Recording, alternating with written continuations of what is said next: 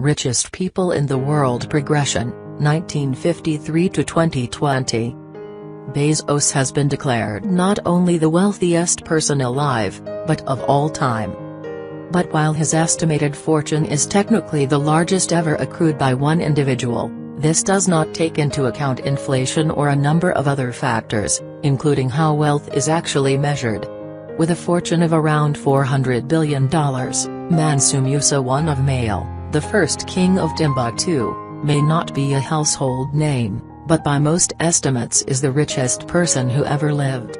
Deriving his wealth from his country's vast salt and gold deposits, which at one time accounted for half the world's supply, Musa ruled West Africa's Malian Empire in the early 14th century, constructing hundreds of mosques across the continent, many of which survive to this day.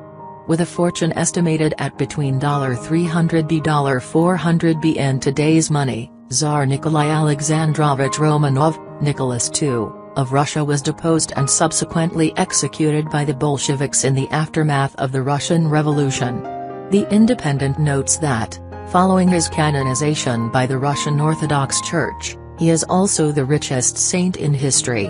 Excluding kings, princes and those who inherited their wealth, the list of the world's richest ever men, and they are always men, is dominated by the so-called robber barons of 19th and early 20th century America. Often cited as the richest person who ever lived, oil tycoon John D. Rockefeller was the first person to have a net worth of over $1 billion in the money of the time. At the time of this death, his estate was worth an estimated $340 billion in today's money, almost 2% of total U.S. economic output. With an estimated fortune of $310 billion in today's money, steel magnate and Rockefeller contemporary, Andrew Carnegie sold his Carnegie Steel Company to J.P. Morgan for $480 million in 1901, and later made his name with his philanthropic donations.